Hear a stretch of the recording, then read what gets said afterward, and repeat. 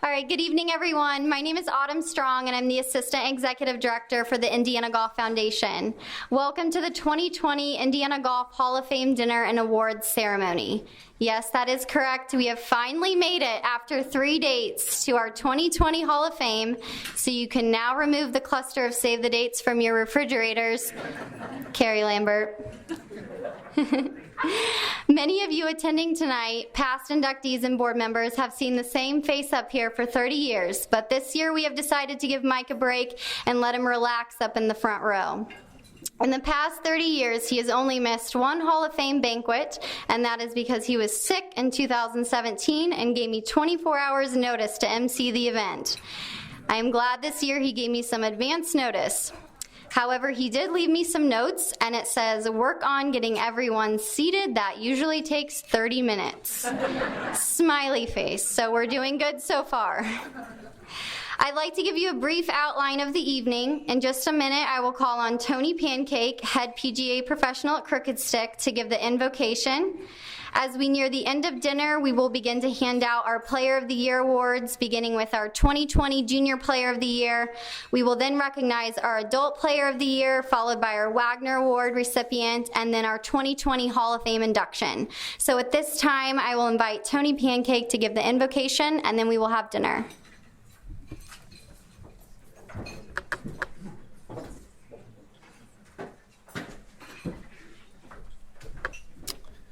Thank you, Autumn. Good evening, ladies and gentlemen. If you'd please bow your head and join me as we ask for God's blessing on our evening.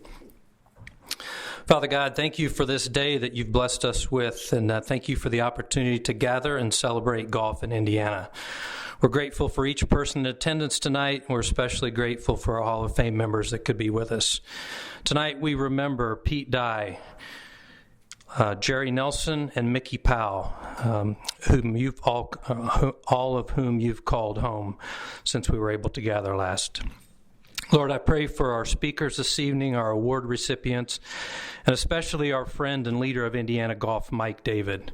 Mike has used his position as executive director to impact positively so many lives, including most of us in this room. Lord, I know Mike doesn't like to be in the spotlight, but I pray that tonight would be a night of celebration for he and his family. We lift up his wife, Betsy, and their kids, and recognize the sacrifice that they've made over the last 30 years that Mike served us. Lord, I pray for your blessing on this meal, and we're grateful for the staff that's serving us. It's in Christ's name we pray. Amen. At this time, it is my pleasure to bring up our Junior Golf Director, Paxton Mans, who will present the 2020 Junior Player of the Year Awards. Good evening, everyone. We will first recognize our 2020 Prep Tour Player of the Year winners. Our 2020 Boys Prep Tour Player of the Year is Manley Upchurch, a 2026 grad from Fishers, Indiana. Manley had 7 first-place finishes during the season, with his best score being a 71 at Honeywell Golf Course. He tied for second at the Age Group Championship in French Lick with rounds of 72 and 75 and had a total of 13 top 5 finishes in 2020. This is Manley's 4th straight year being the Prep Tour Player of the Year. Everyone, please welcome Manley Upchurch.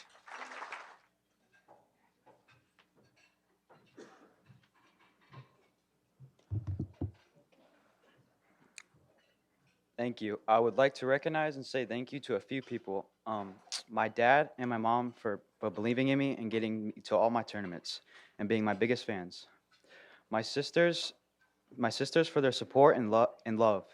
My grandparents who are always there for me on the course. Randy Campbell for all his support and his friendship.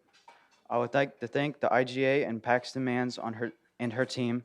Lastly, thank you to God. Without him, none of this would be possible. Thank you.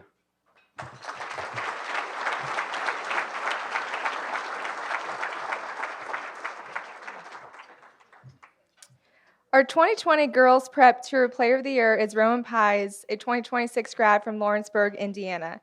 Rowan was unable to make it tonight, but her accomplishments include 7 top 3 finishes for the 2020 season.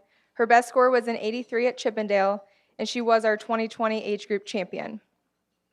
We will now move on to our 2020 Junior Tour Player of the Year Award winners.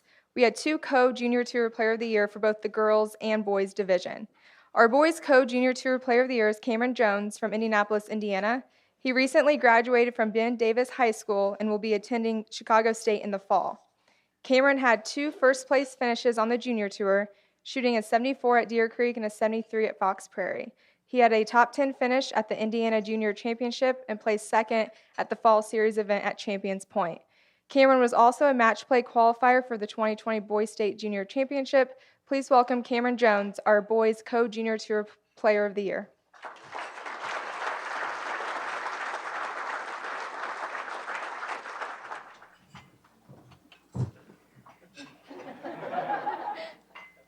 Bear with me, I was not prepared for this.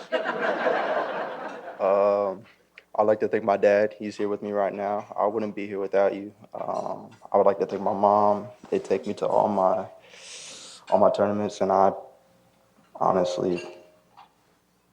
so thankful that they take me where I gotta go. I'm blessed to have them. Great parents. That's pretty much it.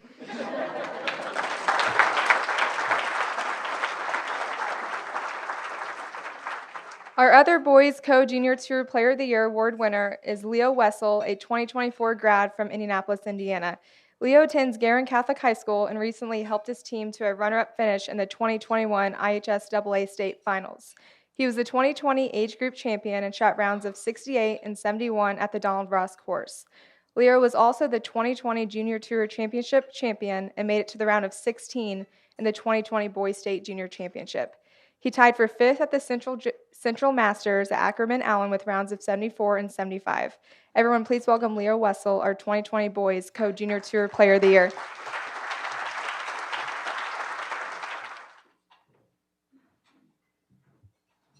Hi. Obviously, I guess, got introduced. I'm Leo Wessel. I would like to thank my mom and dad for taking me to all my tournaments. I have 2 brothers, and I know it puts a lot of stress on them to take us to all our sporting events. I would also like to thank the IGA Golf Foundation, and I would like to thank Paxton. Thank you.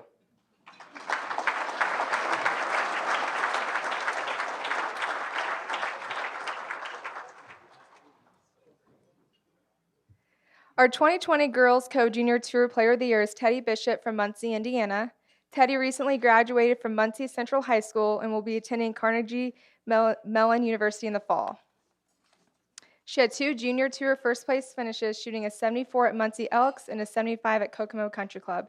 Teddy was the 2020 Junior Tour Championship champion and it had a top 5 finish at the Masters Tour Championship and a top 10 finish at the Indiana Girls PGA Junior Championship.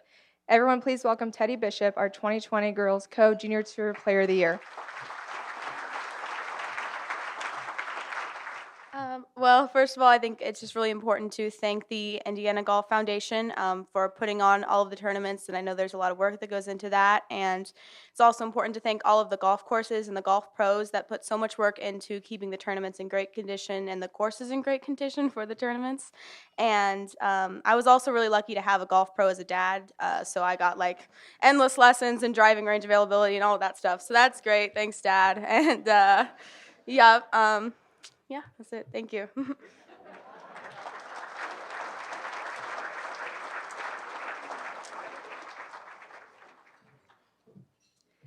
Our other Girls Co-Junior Tour Player of the Year is Mallory Russell. Mallory was not able to make it tonight, but her accomplishments include she was the 2020 Girls State Junior Champion, finished runner-up at the Indiana Girls PGA Junior Championship, and she had 2 Junior Tour first place finishes, shooting a 75 at Christmas Lakes and a 78 at Country Oaks.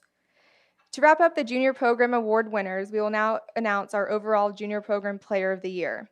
Our Boys Junior Program Player of the Year is Sam McWilliams. Sam recently graduated from Mount Vernon High School and will be attending IUPUI in the fall. Sam was the 2020 Boys State Stroke Play Champion, finishing 5 under with rounds of 68 and 69 at Stonehenge.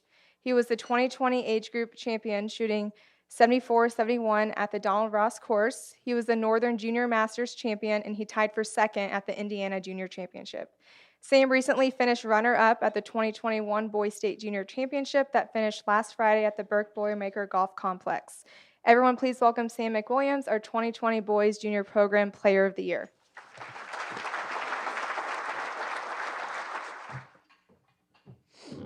First off, I'd like to thank the Indiana Junior Golf Program for always setting up and running all the tournaments really well. They did a great job. Second, I'd like to thank my swing coach, John Dunham, for getting me into a great spot with my game. Without him, none of this would have been possible. And I'd also like to thank my parents for always coming to every tournament and supporting me no matter how I played. And I really couldn't ask for much more out of them. So thank you.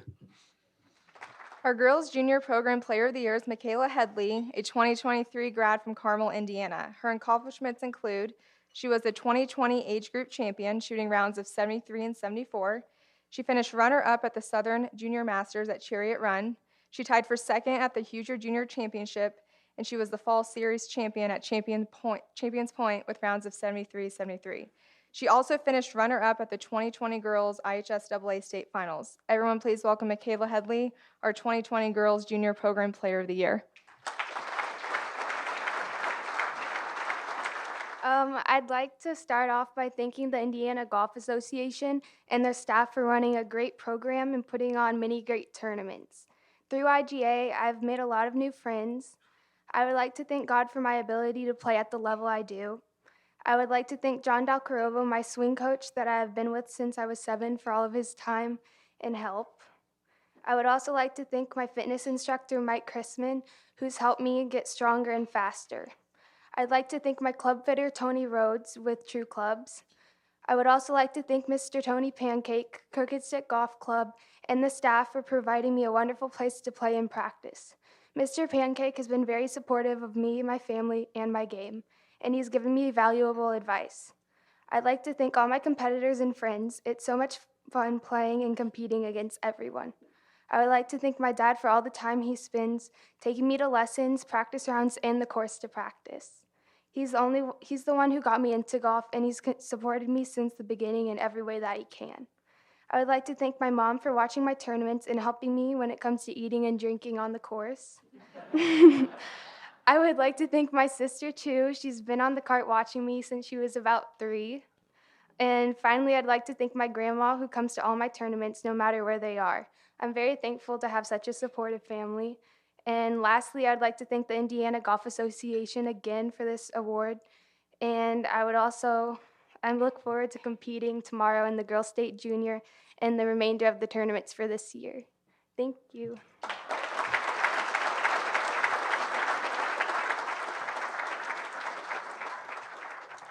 Thanks, Paxton, and congratulations again to our junior award winners. Indiana Golf has always placed a high priority on our junior golf programs, and seeing the quality of our annual Players of the Year certainly shows that our priorities are in the right place.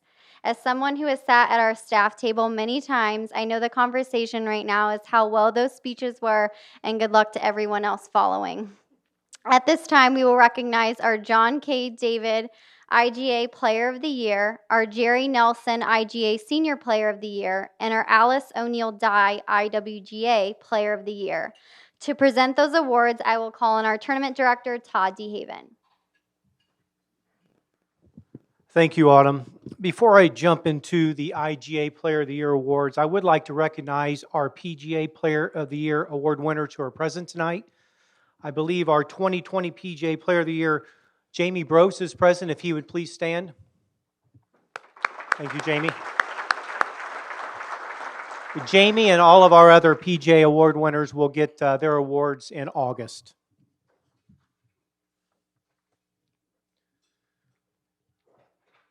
Julia Potter Bob is our 2020 IWGA Player of the Year. She's not able to be here this evening. She had a little baby boy 2 weeks ago, so her priorities are in the correct place. And this would have been her 8th consecutive PGA or Player of the Year award. So let's give her a round of applause, even though she's not here.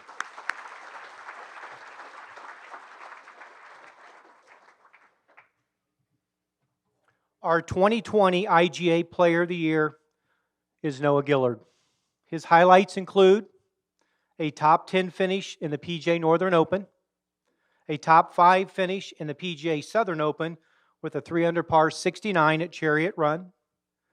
Gillard then won the Indiana Amateur Championship with a final round 66, a 3-day total of 9 under par, and a 5-shot victory. 2 weeks later, Noah won the IGA Match Play Championship at Purdue University, and Gillard capped off his season with a 5th place finish at the PJ Indianapolis Open. Please join me in congratulating our 2020 John K. David Player of the Year, Noah Gillard. I thought I'd be ready for this. I took a public speaking class just a couple semesters ago, and I don't think it's going to work out. It doesn't, so that was a waste of a credit. But first, I'd like to thank God for blessing me. I've been playing in this association since I was 8, and it's been quite a journey, and I couldn't imagine me coming this far, and I'm just so blessed.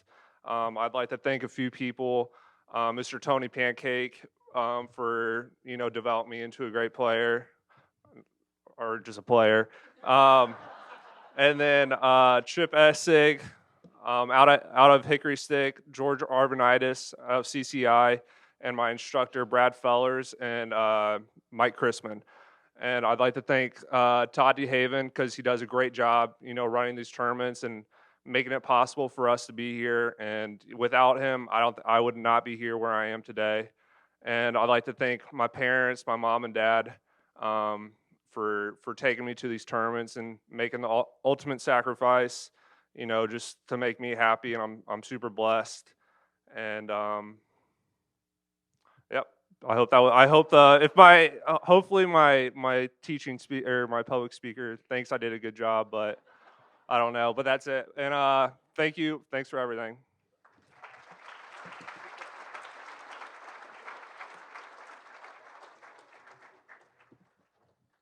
He needs a taller podium. That would make things a little easier.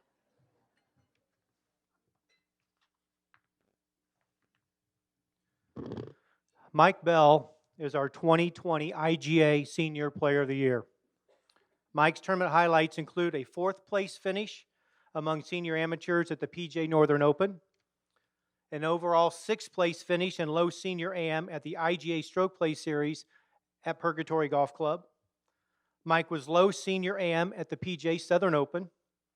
He was 3rd low senior amateur at the PJ Monticello Open. Mike also finished 5th at the Indiana Senior Amateur Championship.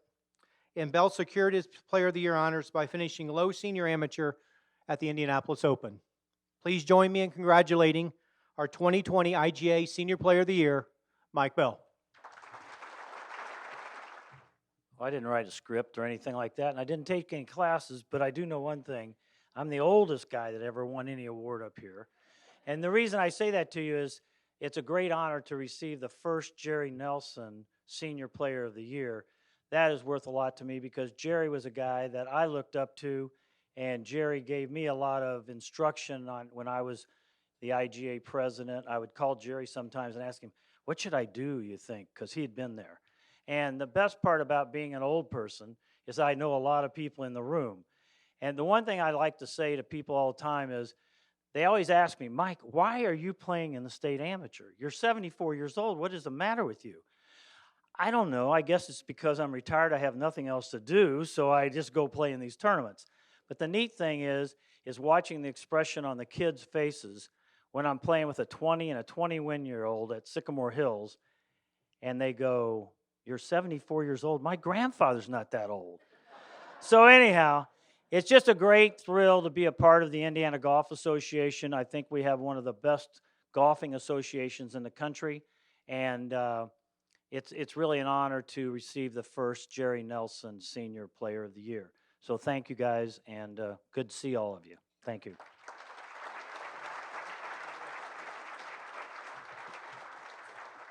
Thanks, Todd, and congratulations to all of our 2020 Players of the Year.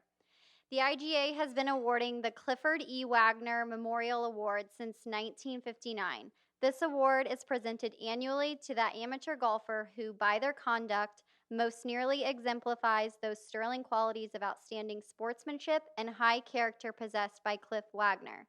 Past recipients of this award include Spider Miller, Pete and Alice Dye, Jerry Nelson, Skip Runnels, just to name a few. Our 2020 recipient of this award was a frequent competitor in IGA events in the 80s and 90s and was the 1999 IGA Senior Amateur Champion. While always a fierce competitor, he was and is, first and foremost, a true gentleman on and off the course. His fellow competitors from that era respected his golf ability and found themselves rooting for him even when competing against him. He has spent the last several years spectating rather than playing, watching his son Sean accumulate 5 IGA Player of the Year awards. Please join me in congratulating our 2020 IGA Clifford E. Wagner Award winner, Jim Rowan. Thank you very much. First, I want to recognize Sean, my son. What you didn't say is he's also got a son who was part of the Center Grove High School champions in Indiana this year. So Drew can play some golf too. I'd like to thank, first of all, my daughters, because anytime you're playing on the golf course, you're taking time away from them. So my daughter Lori and her husband David in the back table, and my son Kim and her husband, who's the associate head coach at University of Indiana track, Ed Bethay. Thanks, guys.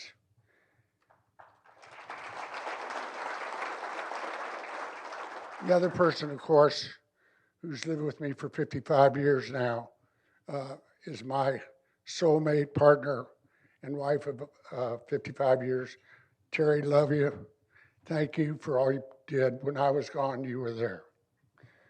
Lastly,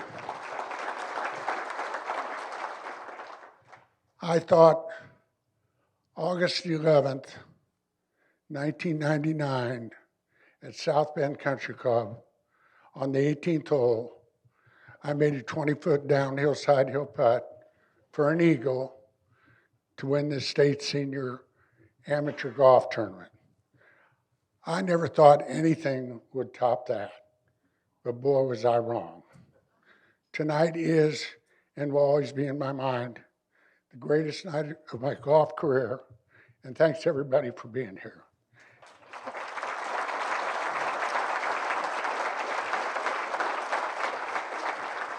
I'm going to take 1 second more, even though Steve Sterrett will probably criticize me a little bit later, but I wanted to thank Steve and the IGA for this award, and especially my old buddies that used to take all my money at Old Oakland. Thanks for coming here tonight. Have a good night. At this time, it is my honor to introduce the Hall of Fame members who are in attendance tonight. So when I read your name, please stand. 1982, Jerry Schreiber. 1990, Kent Franzen. 1991, Bill Shoemaker. 1992, Boyd Hovde. 1997, Jerry Jackson. 1998, Alice Meyerstein. 1998, Buffy Meyerstein. 1999, Tom Meeks. 2002, Scott Steger. 2003, Denny Hepler. 2003, Joe Lewicks. 2003, Marsha Lewicks. 2004, Todd Smith. 2006, Gary Gant. 2009, Mike Bell. 2011, Jack Barber. 2012, Chip Essig. 2013, Ted Bishop. 2015, Skip Reynolds. And 2017, Alan Schulte. If we can give them a round of applause.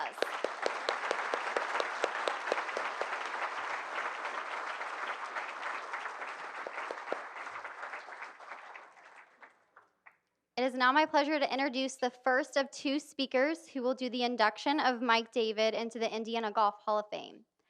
Gary Myers retired in 2016 as CEO of Cokeline Development Corporation, the holding company for gasoline and convenience store retailer Cokeline Marketing, after being with the company for 42.5 years.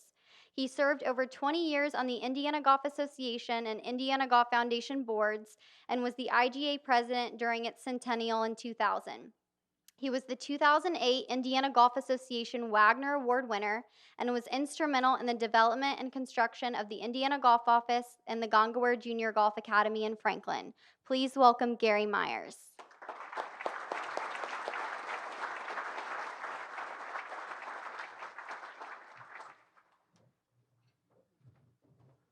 Well, thank you, Autumn. Thank you, everybody. I concur with the comment that was made by Mike Bell that it certainly is wonderful to be able to gather together and see a lot of familiar faces and have a chance to fellowship. I want to tell Mike that I consider it a huge honor to be asked by you to participate in your induction ceremonies tonight. And one would think that a person so honored would not begin tonight's induction ceremonies talking about a kind of an event in Mike's life that is maybe not his most favorable. It's kind of a traumatic event. Hope this doesn't open up some mental and emotional wounds. One would think that I wouldn't do that, but in this case, one would be wrong. This event took place about 22 years ago. Mike found himself stranded on a deserted island. And it was a kayak kind of accident, lost his phone, ended up on an island, nobody there. He was there about a week. And I don't think many people in this room know about that event. It didn't make the Main Street media or anything. I mean, why would it? It's just Mike David. But does anybody remember? A couple people in the back there, maybe. But Mike was just this specific event that I want to talk about. Mike was sitting cross-legged on the beach of this island, close to the edge of the water, kind of contemplating his dilemma, and rather forlorn. And all of a sudden, he noticed something taking place in the water right out in front of him. It was kind of started to bubble and boil and churn, and he thought, wow, this. He jumped up and kind of startled, and all of a sudden this creature started to emerge out of the water. And Mike really got concerned and kind of frightened. Then he took a few steps back, and the creature started coming closer and out of the water. And Mike fully realized then it wasn't a creature at all. This is a beautiful woman. And the woman was in a black, skin-tight wetsuit. And when I'm talking about a beautiful woman, I'm talking about a Bo Derek or a Farrah Fawcett type woman. And she started to keep coming closer and closer. And pretty soon now she's on the island. And by the way, don't think that I don't realize that I just really dated myself by saying Bo Derek or Farrah Fawcett, because those junior players over there are going to have to Google those names to find out who they are. But anyway, the creature now is up on the island, and Mike says, "Who are you?" And she responds, "Well, I'm your guardian angel, and I'm here to provide you comfort." And Mike thought, this is good. This is really good. This is good news for me. And she said, "How long has it been since you've had something to drink, your favorite beverage?" He said, "Oh, I've been here about a week." So it's been about a week. And so she unzipped the sleeve of her skin-tight wetsuit and handed Mike his favorite beverage, and he just guzzled it down. He was so thirsty. And she then said, "How long has it been since you've had something really good to eat?" And he said, "Oh, it's been about a week." And so she unzips her other sleeve and hands him a big Reuben sandwich from Shapiro's, and one of Mike's favorite sandwiches. He started chomping on that and really hungry, and he's about to finish that up, and he looks up, and this creature now is pretty close to where he's standing, and she has this kind of unusual look on her face. And she took her hand and had it on the zipper of her skin-tight wetsuit top. Well, really for her, it was about out to here. And so she started to unzip it a little bit, and she looked at Mike and she said, "And how long has it been since you've played around?" And Mike, with all the enthusiasm of a young boy at Christmas time, yells out, "You mean you have golf clubs in there too?" Now, a lot of men wouldn't have thought of that answer to her. But see, a lot of men aren't Mike David. Mike David eats, sleeps, and breathes golf. Because when you're the executive director of the Indiana Golf Office, you serve 4 different boards of directors, and those board of directors total 63 men and women that are very successful in business. They have a high expectation of performance, and they have a high expectation of you, Mike David, to run the Indiana Golf office. And then you lead an office of 11 people at Franklin that are professional and do a great job. And in the summertime, when the golf season is upon us, that group of 11 swells to include part-time, staffing, volunteers, and interns, because you have about 125 competitive events you have to run throughout the state of Indiana, from Warsaw to Fort Wayne, down to Evansville, to Terre Haute, all the way over to Richmond. And you have to do it at a very high level of success and execution.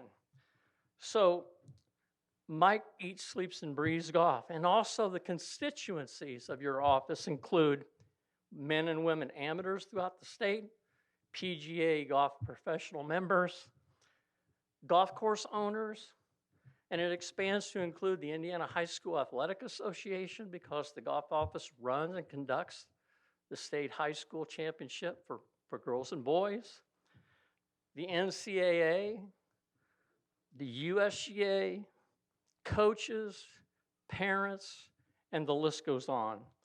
Yes, Mike's focus is always on golf, it seems, because it needs to be. But in those rare instances when Mike's focus is not on golf, it's on his family. Because Mike has a wife of 34 years, Betsy, supportive wife, son Adam, daughter Amy, their spouses, and in recent times, the blessing of 2 grandchildren that have enhanced Mike and Betsy's life and family, and provides Mike a little bit of a diversion from the stresses and responsibilities of his office. And I'd like to call out for special recognition, Betsy, not so much for all the sacrifices you and the 2 kids had to put up with when Mike was fulfilling his important responsibilities for 30 years, when you would have liked to have had him in attendance at some of the functions, but not so much for that, but more so for what you've had to endure the last year with Mike working from home. Certainly worthy of high praise, right, folks?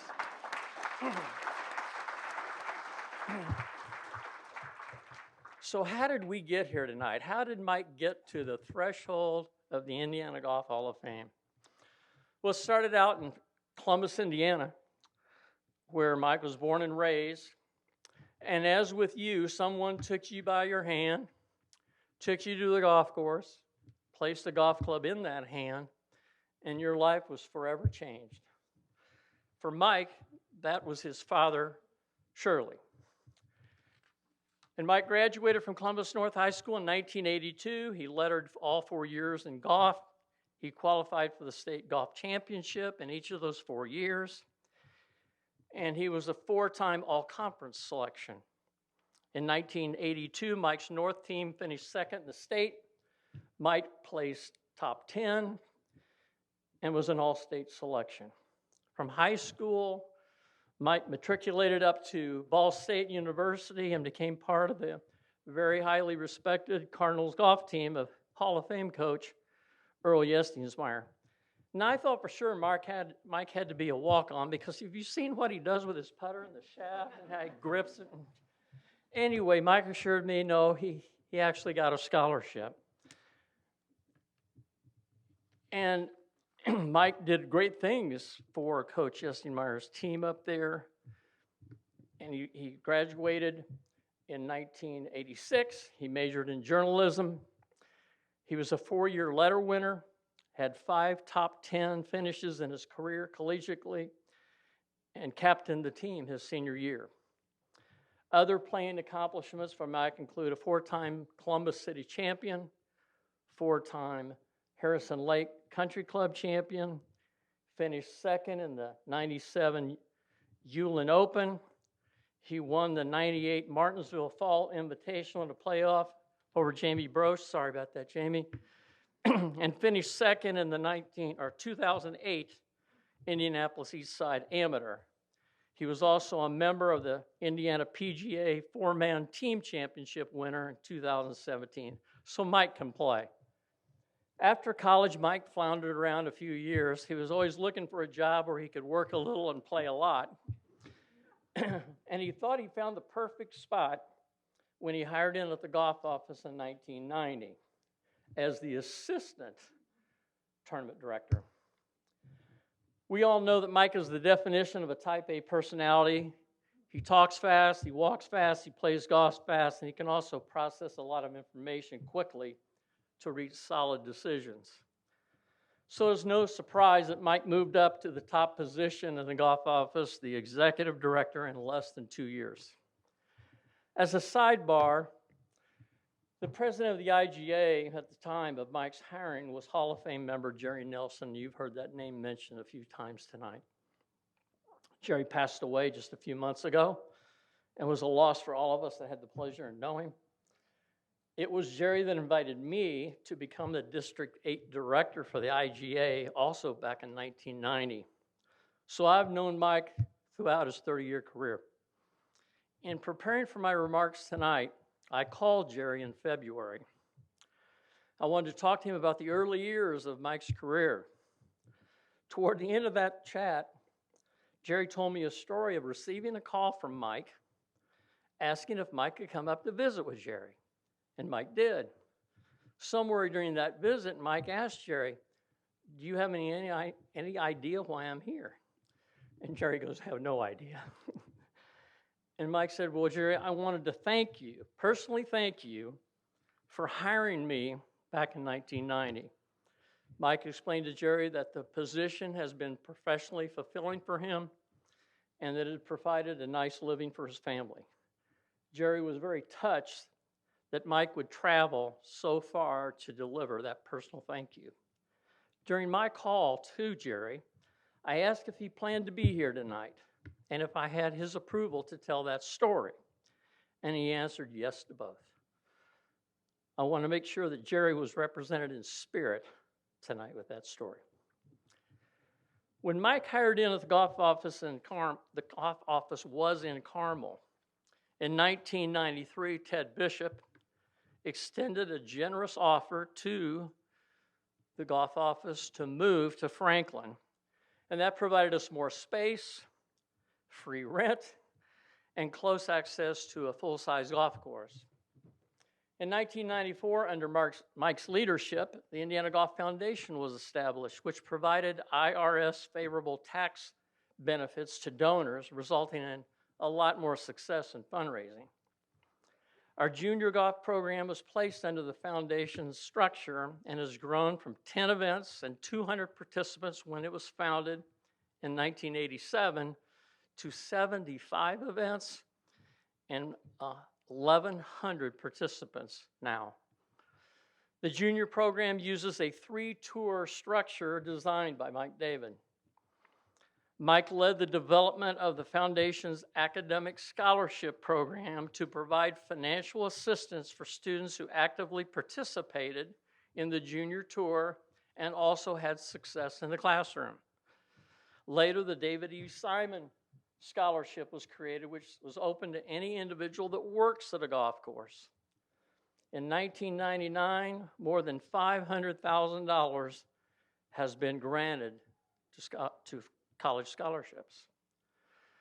With a focus on excellence for our junior program, Mike became aware of a junior golf academy that was part of Tennessee Golf House.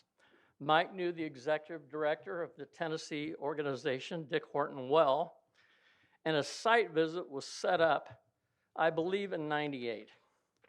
Todd Smith, representing the PGA section, Mark Inman, and myself, representing the IGA, staff members JJ and Mindy Spreitzer, accompanied Mike down to Nashville to have a look at this facility. Now, remember me stating earlier that Mike does about everything fast, given his type A personality? Well, he drives fast, too. Too fast. We got pulled over in Jeffersonville for speeding through a construction zone. Now, it's times like these when it's really good to have one of the state's best defense attorneys on your board and in your vehicle with you when you get pulled over by the police. Lawyer Inman grew up in Jeffersonville and offered to take Mike's case pro bono. We obviously liked what we saw at Tennessee, and the goal of building a similar facility in Indiana was launched.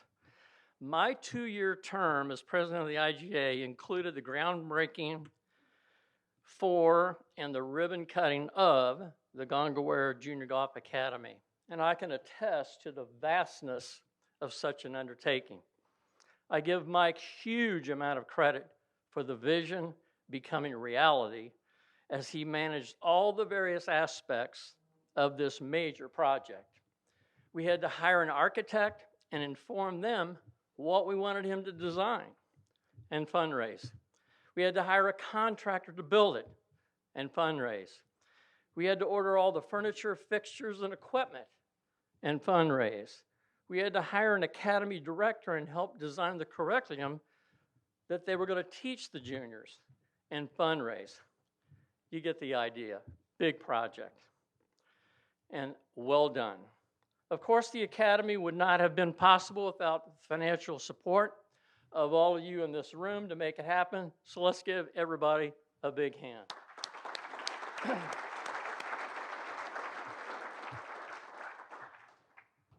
During the Academy's 17-year existence, the Gongaware Academy hosted nearly 5,000 youth. Now, approximately 11 years ago, and at the urging of Alice Dye, Mike led the efforts to bring the administration of the Indiana First Tee program under the Indiana Golf Foundation structure. At the time, First Tee programming was reaching about 6,000 youth in 2 communities, Richmond and Indianapolis. Today, First Tee Indiana has grown to 18 communities and is reaching an amazing 100,000 youth. Mike realized before any of us that it was time to move away from the owned and operated academy concept and really grow the First Tee program. We are much more successful taking the program out to where the kids are than asking them to come to Franklin. What is Mike like as a leader? Mike empowers others and has a leadership by values style for which we can all be proud and support, like the personal thank you visit to Jerry Nelson. I've worked a few tournaments over the years as an official that included Mike's college coach, Earl Yestingsmeyer.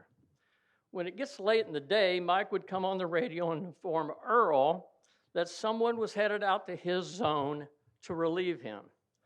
I found out later that Mike wanted to get Earl home before dark so he didn't have to drive at dark. Mike cares about people. There was a young lady that worked at the golf office for a few years named Kristen Hunt. When she found out that Mike was going to be the recipient and inducted into the Hall of Fame, she wrote him a letter. I asked Kristen if she would mind if I read part of that letter, and she agreed.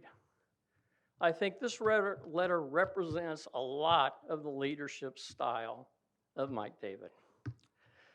In part, the letter reads, "There will be a lot of talk about what you've done for golf and the golf office, but I think it's important you know that your impact is so much greater than golf office accomplishments. As my boss, you gave me so much more than a job. You gave me guidance, confidence, and most importantly, friendship. You let me do things my way, and you allowed me to make a few mistakes. The way you support your employees and encourage them to grow is truly unique. I knew, and I still know, that I could count on you to support and guide me through any situation. You are the reason I enjoyed going to the office.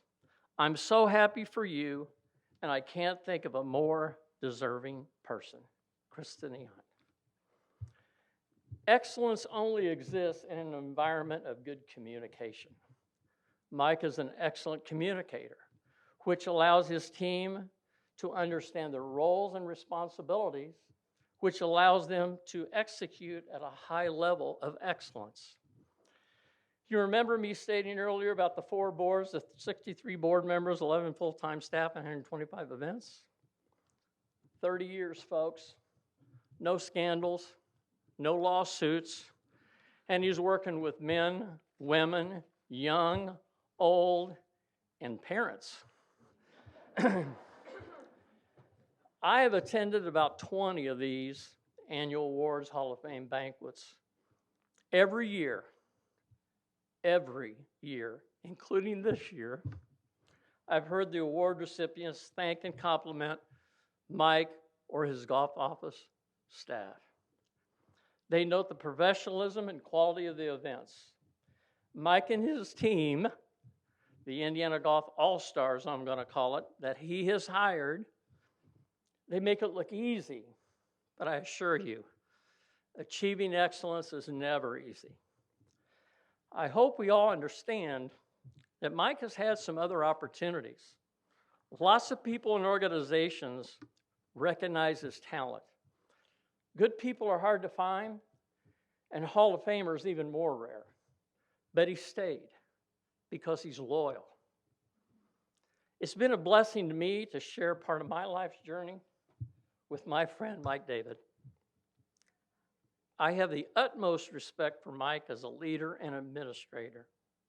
The final chapters of Mike's story are not yet written, but when Mike's career is over, the record will show that thousands of Indiana youth were introduced to this magnificent game through the Junior Tour, the Gongaware Academy, and the First Tee programs. That more events were created for golfers to participate. That vast amounts of money, scholarship money, was raised and awarded for our youth to attend college. The Hall of Fame is about champions, and Mike is a champion for Indiana golf, and we are the beneficiaries of his excellence. I'd like to introduce our next speaker, Ted Bishop. Ted is a native Hoosier, currently director of golf and general manager of the Legends of Indiana. Ted was the 97-98 Indiana Section PGA president and voted Indiana PGA Golf Professional of the Year in 1998. Ted was elected to the National PGA Board in 2006, went through the various chairs you go through to get to the top spot, and was elected to serve as the 38th president of the PGA America. He was inducted into the Indiana Golf Hall of Fame in 2013. Please welcome my friend, Ted Bishop.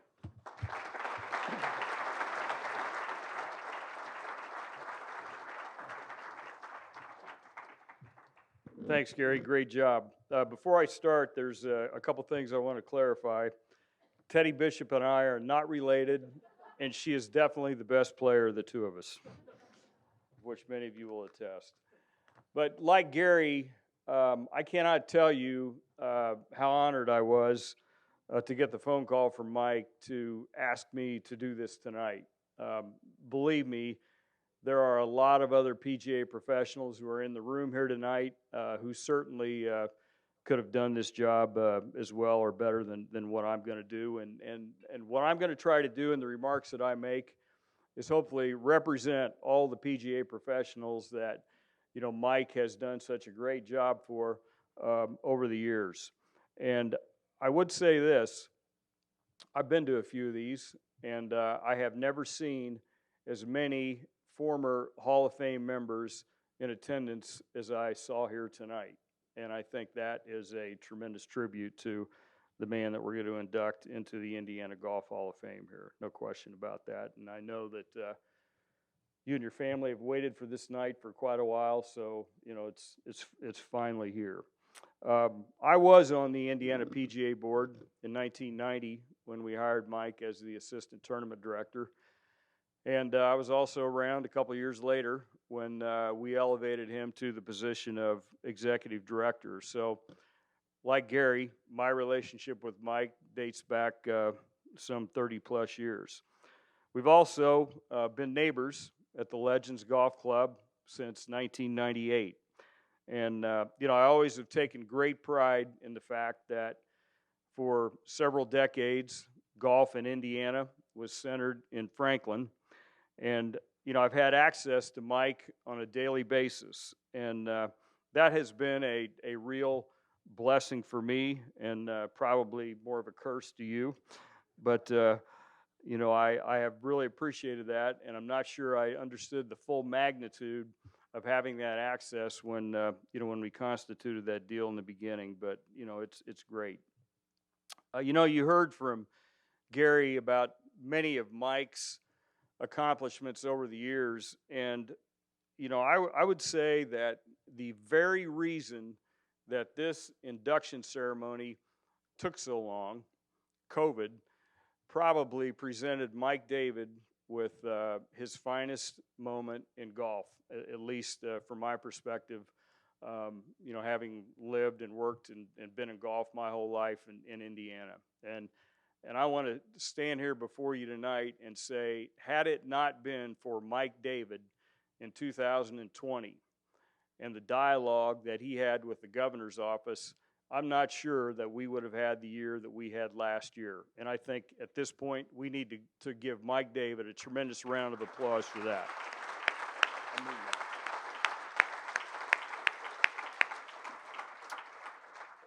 that. Mike has been, he's helped champion PGA members, from an employment club relations standpoint, really his entire career. And for those that don't know what PGA club relations and employment means, anytime a job opens in the Indiana section, there's always, some dialogue, and it's changed a little bit because the PGA of America is now more involved, and that's what Todd Smith does a great job of today. But back in the day, before the PGA created that national department, the job of helping set up jobs fell upon usually Mike David, Doug Booth before me, and me for probably 10 years. And Mike and I, we traveled to every possible nook and cranny in the state of Indiana to set up jobs for golf professionals.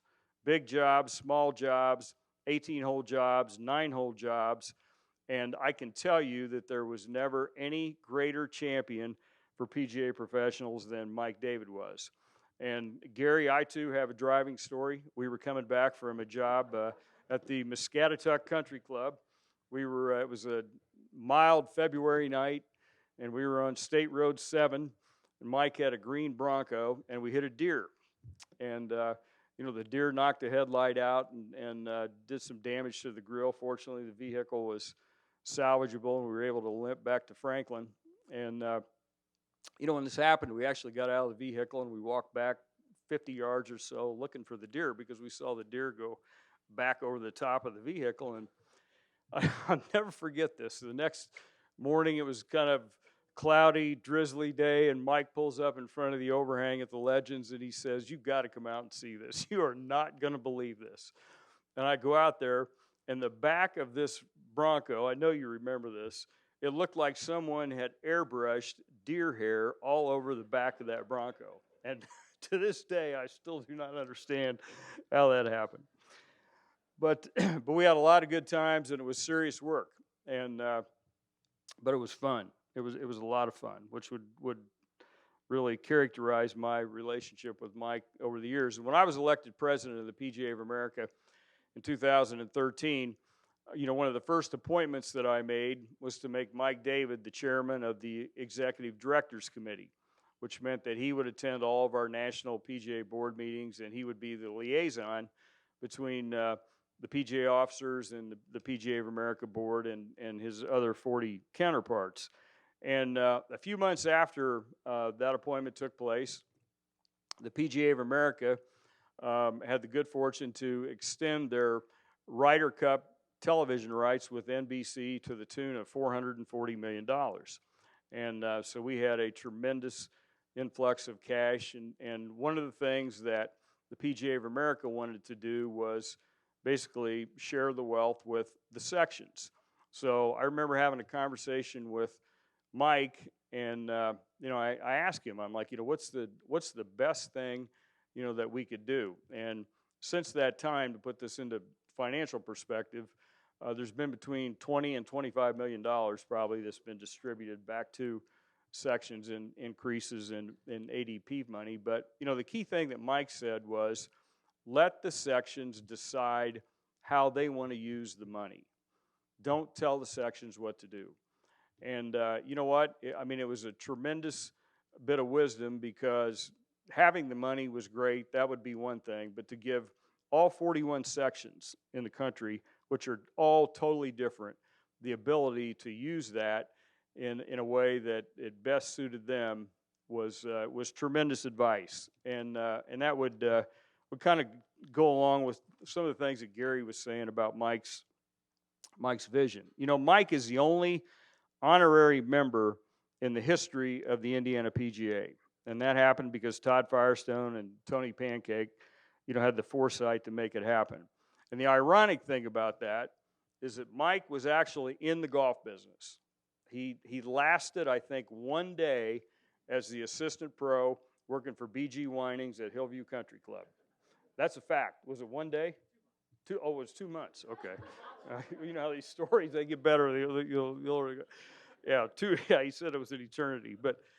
But 2 months, he was one of us, and then a few years later, basically, he's helping us run our association. But, in Mike's job, he really does have a lot in common with golf professionals.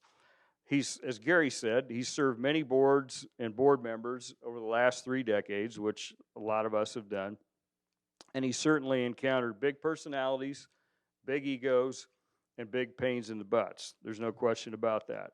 But over the years, Mike has learned how and figured out how to survive. And I'd say more importantly, he's probably been able to outsmart a lot of the people that he worked for.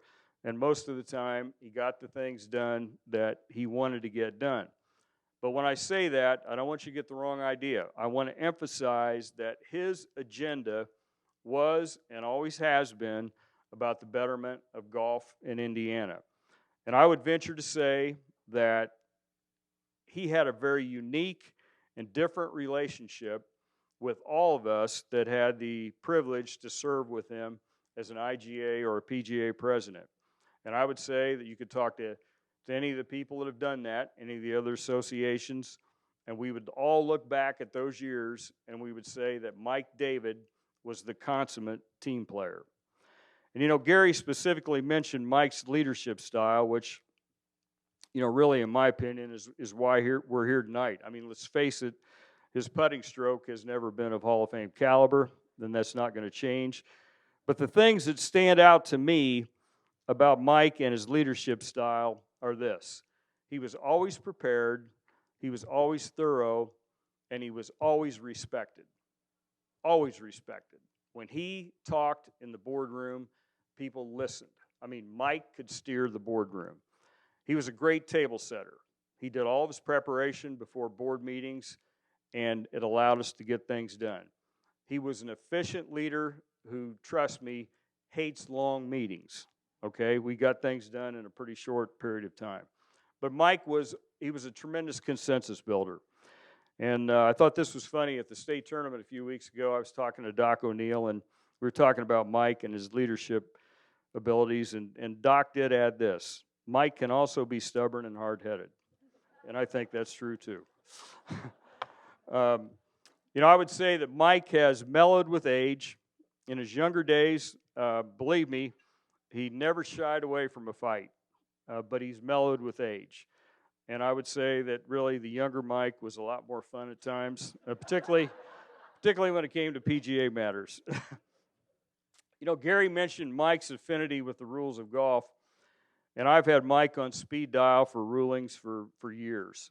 And every time I call, if he doesn't answer, he calls me right back, and that's even true nowadays when you can hear his grandkids, in the background. But, the thing that always impressed me, and this has never changed, is that, Mike not only gives me the answer that I'm looking for with a lot of enthusiasm and passion, but it's the energy in which he gives you the ruling, and you can just tell that rules of golf are what Mike David lives for. And someone once said that Mike David enjoys the rules of golf more than, well, only Betsy can answer that, but in a lot of ways, I will say this, and this is a great compliment. Mike reminds me of Mike Davis, the USGA executive director who recently retired. And I say that because both are very competent golf administrators, but I also think that both would much rather be working a golf tournament and giving rulings than sitting in an office answering phone calls. And to this day, I think that Mike would agree that tournaments and rules are probably the thing that he enjoys most about his job.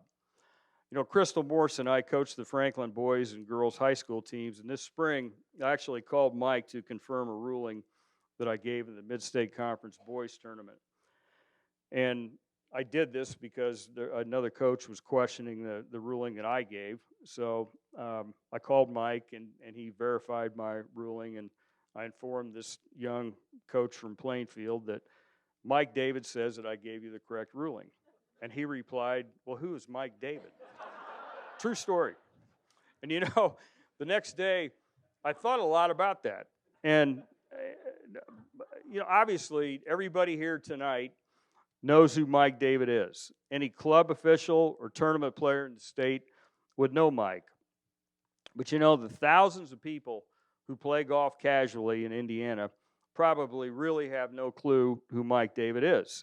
And they never heard of Mike David because, in my estimation, his greatest leadership quality is leading from the background and letting others take the credit. Mike, as Tony said in his invocation, has never sought the limelight. Trust me, he's not afraid of it, but he would prefer to stay under the radar, and that's who he is.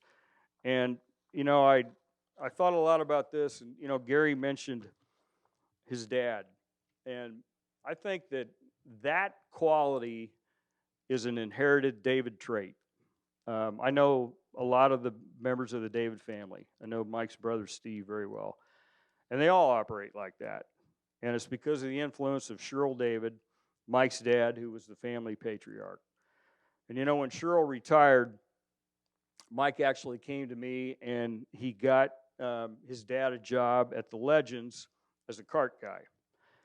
And I have to honestly tell you that Cheryl was with me for several years before I was aware of the fact that he was a decorated bomber pilot in World War II, and he later worked in the Pentagon, participating in presidential briefings with Eisenhower, Kennedy, and Johnson. So it's a David thing, and that might be their most effective tool. They never bang their own drum. And I would bet that being inducted into the Indiana Golf Hall of Fame may never have meant more to anyone than it does to Mike David, other than Cheryl David, who's beaming down from heaven tonight with a smile. In closing, I have to selfishly say this. You all know the golf office is leaving Franklin. It's moving to the Fort. And I've got a lot of fond memories of that office, particularly Mike's office. He and I plotted and planned many PGA of America and Indiana section ideas there. As I said, I'm gonna miss that access to you greatly. I never took it for granted. Certainly had no idea how valuable it would be to me personally when the golf office moved to Franklin. But I hope that you know how much that I have enjoyed what has to be hundreds of impromptu meetings that I've laid on you over the past 4 decades. Mike David has been a special friend to all of us, everybody in this room. But he's been the best friend that Indiana golf may have ever had. That's his legacy, and that's why we join him tonight in this great celebration. Congratulations, my friend. Ladies and gentlemen, Mike David.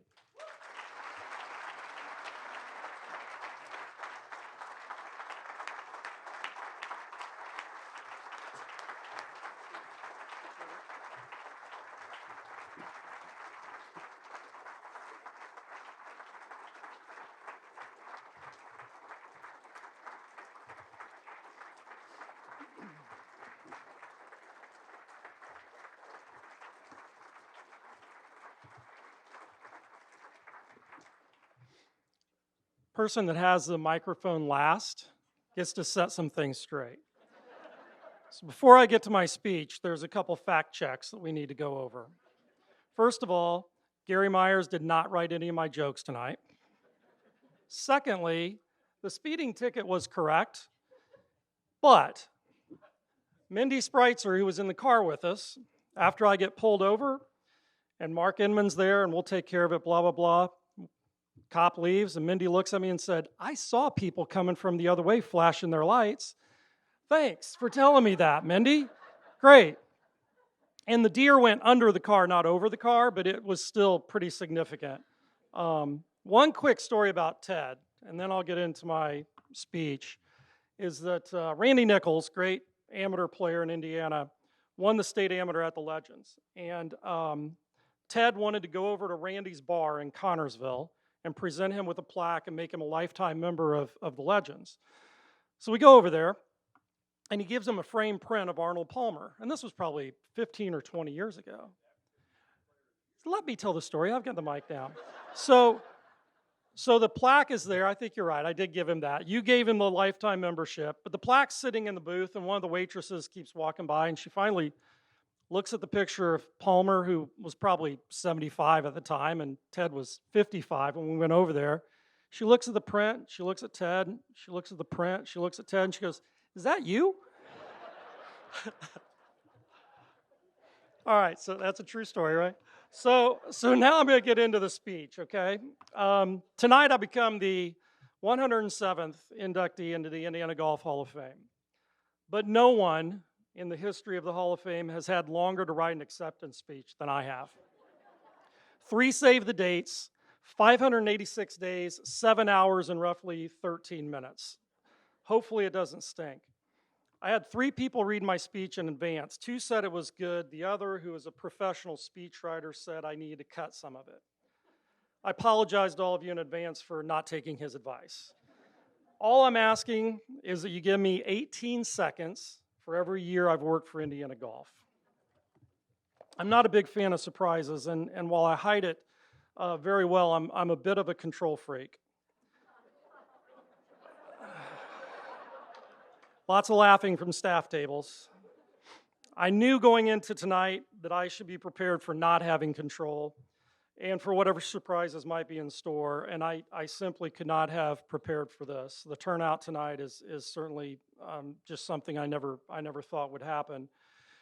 And while I'm not overly comfortable in a setting recognizing me, I do appreciate the work that Autumn and the entire golf office staff put into tonight.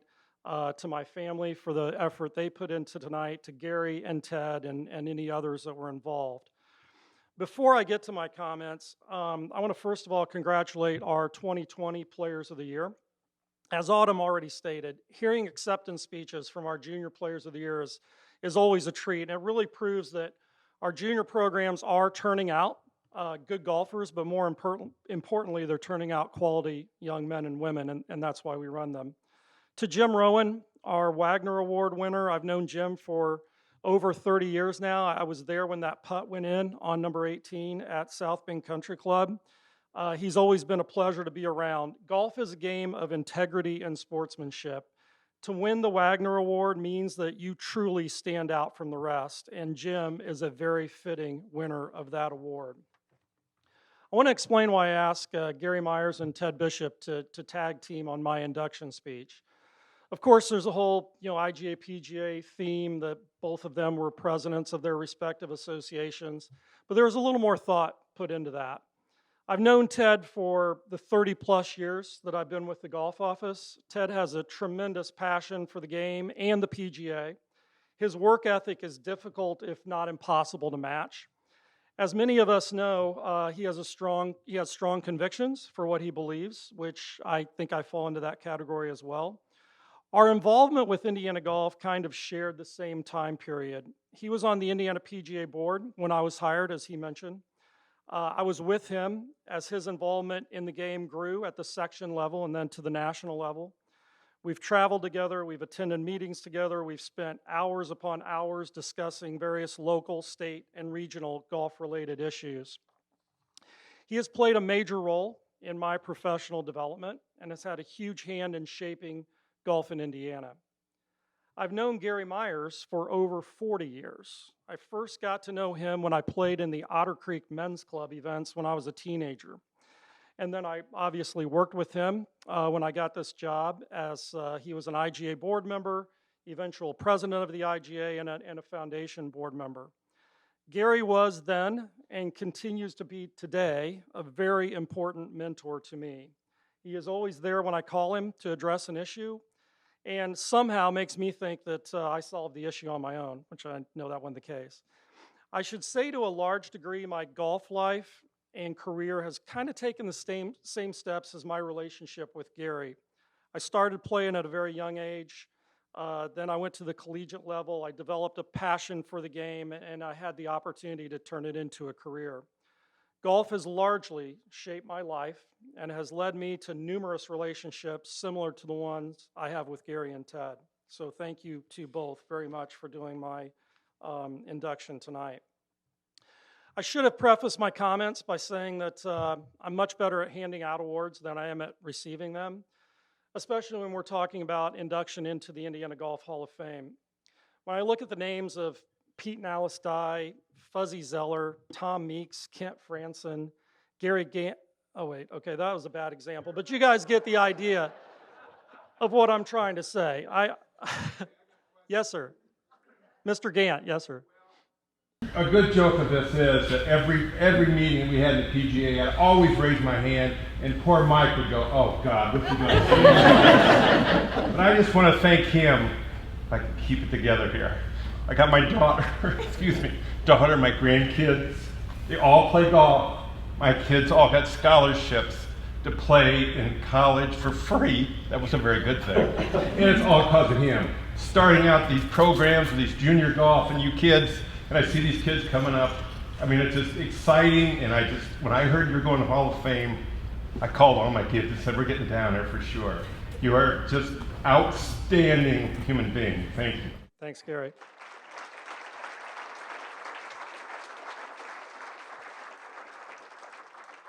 So, paying back everyone that stands up and speaks tonight, I'll tell a story about Gary. So I was officiating the U.S. Senior Open at Belle Reve in St. Louis, and Gary had qualified as a player, and I took Adam, my son, over with me.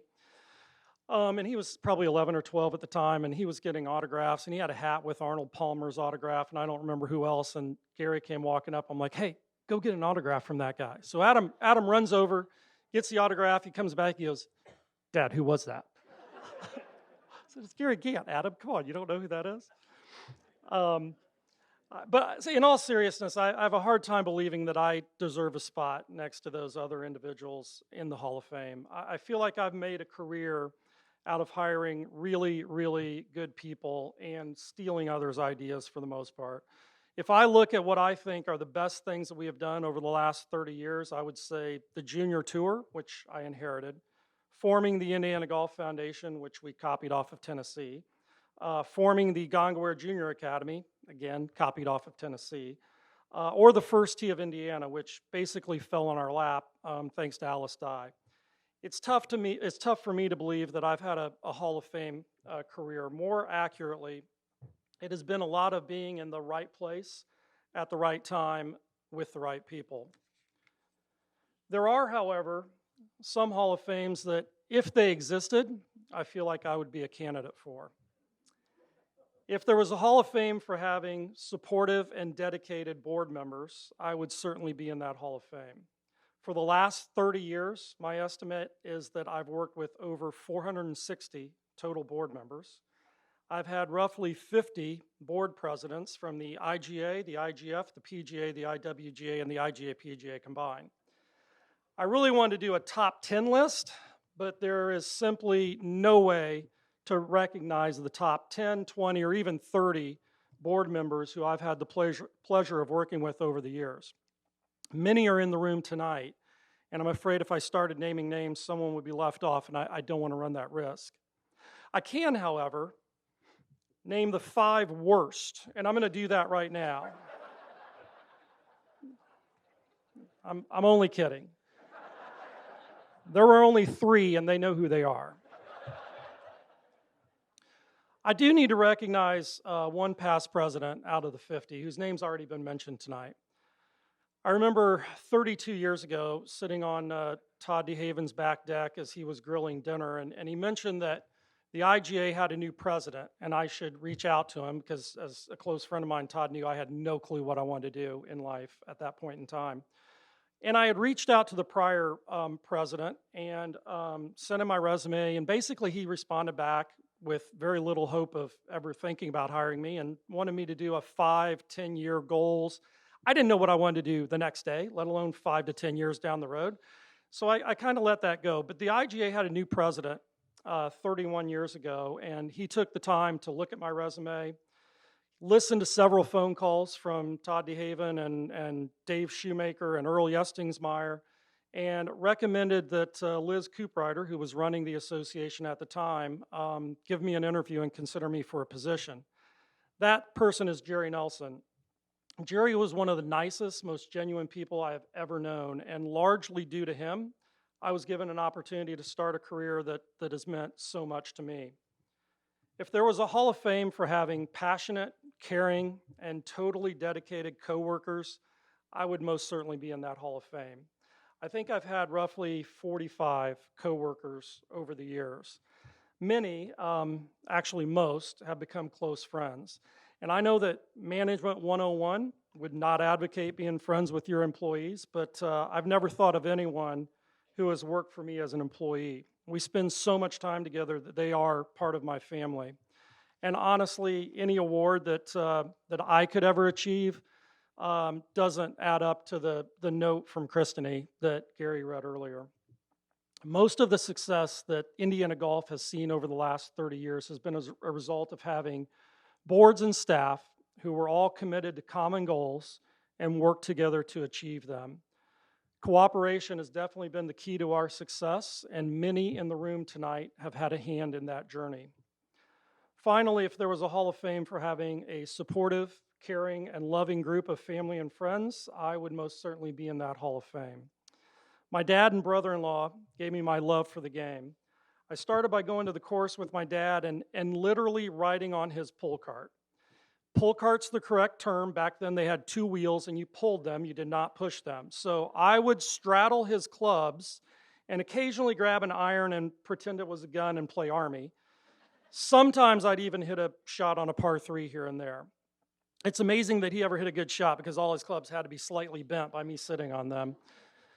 Dad also gave me a strong sense of family and a solid work ethic. My mom also gave me a strong sense of family, my love of animals, and both contributed to my sense of humor. I was what you might call a perfect storm. I'm 6.5 years younger than my nearest sibling in age, so I was a combination of the youngest child and an only child. That's not a good combination. I'm actually fortunate my brother, sisters, and brother-in-laws allowed me to grow up, but fortunately they did allow me to grow up and have all had a hand in shaping who I am today. Finally, to the 3 people who spent a very long time as the most important people in my life. That number has recently grown by the addition of their spouses and 2 grandchildren who might have elevated themselves to the top of the list, but we won't do any rankings there either. Betsy has tolerated my numerous quirks for 34, almost 35 years of marriage now. Though early on, I didn't think we would ever make it to this point. As I mentioned, the career choices, I had 6 jobs the first 4 years out of college. So it's fairly remarkable I made it someplace for 31 years after that. I will say that all of the moves were completely by choice. However, they were not all seen as totally positive by her or her family for that matter. I put quite a damper in our rehearsal dinner when I quit my job the day before our wedding. True story. You can fact check that one, but it's true. That was the end of my 2 months at Hillview. In the end, she has always supported me and has been a tremendous mom and now grandmother. She should be in the Teachers Hall of Fame for 33 years of educating our youth, which is, yeah.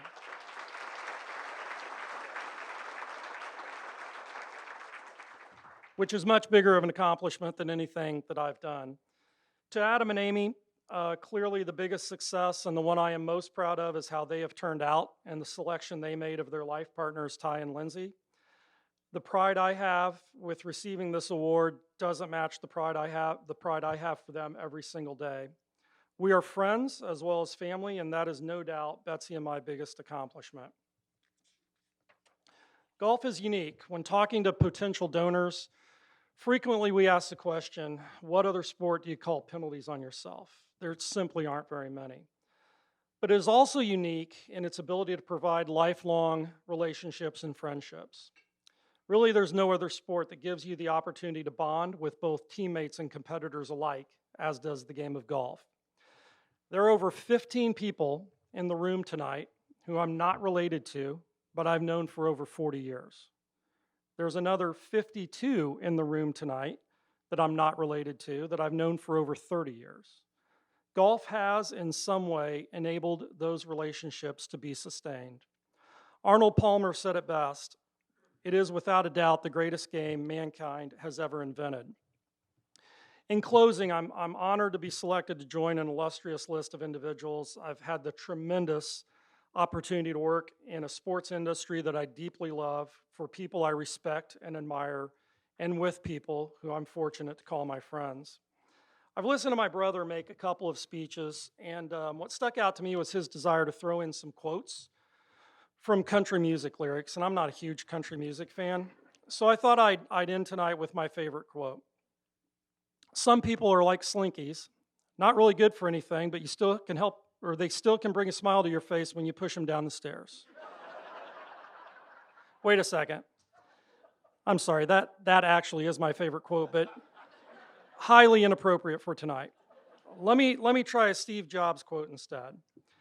"Your work is going to fill a large part of your life, and the only way to be truly satisfied is to do what you believe is great work."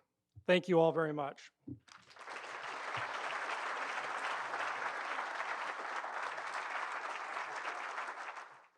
Okay, normally this is the time where we say thank you for coming, safe travels, award winners, pictures in the back. Also underneath the awards table is the box if you want to take your award home in the box.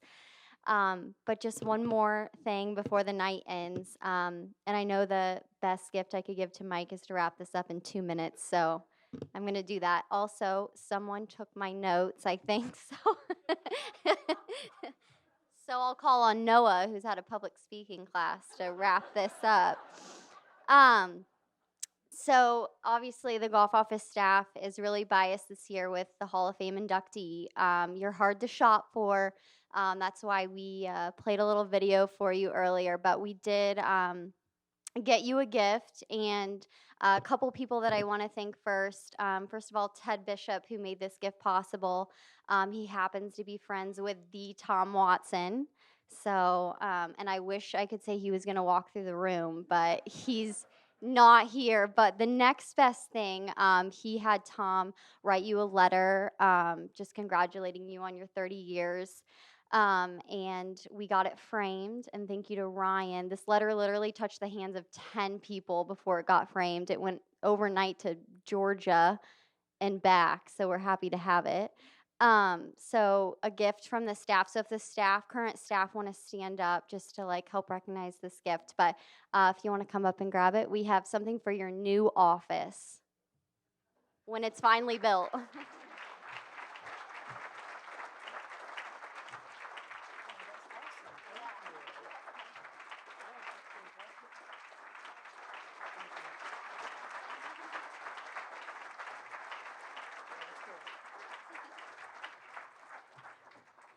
I'm just going to end with one nice thing about Mike, just one, because I'll still make it quick, but just to say that like how much I've grown personally and professionally is because of you.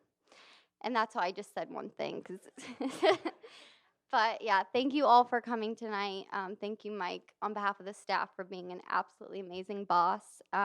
Safe travels, pictures in the back for award winners by the banner, and thanks everyone for coming.